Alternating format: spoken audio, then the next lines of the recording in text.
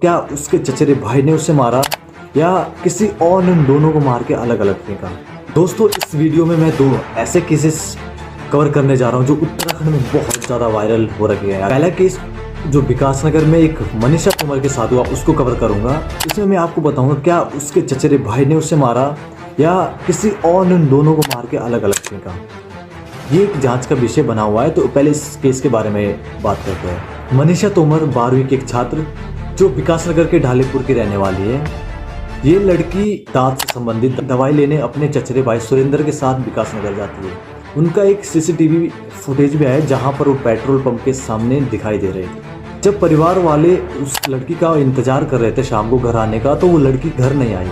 तो उन्होंने बाहर आकर उसको देखने की कोशिश की और गांव से 1 किलोमीटर आगे उसका शव मिलता है, जो बहुत ज़्यादा खून और बर्बरता के साथ उसका मर्डर करा हुआ मिलता है, जिसमें उसके गले पर तेज़ धार वाले हथियार से बहुत ज़्यादा वार किए गए थे और उसके सिर को पत्थर से ऐसे दबोचा गया जिससे उसका फेस पहचान में भी नहीं आ रहा था। ये घटना जैसे पुलिस को बताया तो पुलिस इसमें इन्वेस्टिगेशन कर रही है और परिवार का तो बहुत बुरा हाल होता है।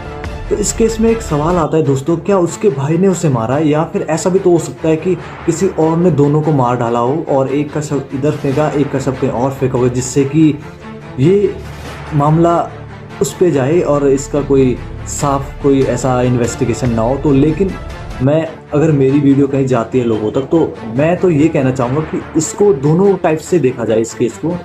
कि हो सकता है उसका भाई अगर जिंदा हो तब तो ठीक है, जैसे उस पर आरोप लग रहे हैं कि उसके भाई ने करा, और ऐसा भी तो हो सकता है उसको ही मार के कहीं फेंक दिया हो। अब तो ये एक मामला बहुत सेंसिटिव है, इसको पुलिस को दोनों पक्षों से देखना चाहिए।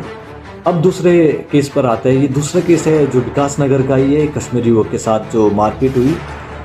इसमें मैं बिल्कुल भी कंडेम करता हूँ कि अगर आपका किसी से वैचारिक मतभेद होता है तो मैं यहाँ पर बिल्कुल भी समर्थन नहीं करता हूँ आप सीधा हमला करने की नौबत पे आ जाए। तो एक पक्ष कह रहा है कि उन्होंने मुस्लिम करने पर उनकी पिटाई करी, उसने उनके सिर पर लोहे की रॉड से वार किया जिससे वो पूरी तरह से जख्मी हुए।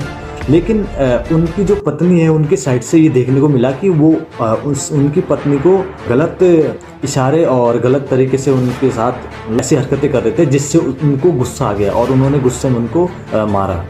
इसमें इस मुद्दे को जो है हिंदू मुस्लिम से जोड़ा जा रहा है और उस लड़के ने खुद बोला वहाँ पर हिंदू भी थे जिन्होंने बचाया भी, मुस्लिम भी थे, लेकिन कुछ मुस्लिम जो है इसको हिंदू मुस्लिम बनाना चाह रहे हैं, जो कि बहुत गलत है। इन्हें उनको नहीं मानना चाहिए था। अगर उसने उनको पीटा है तो वो जेल जा चुका है और उस पर कार्रवाई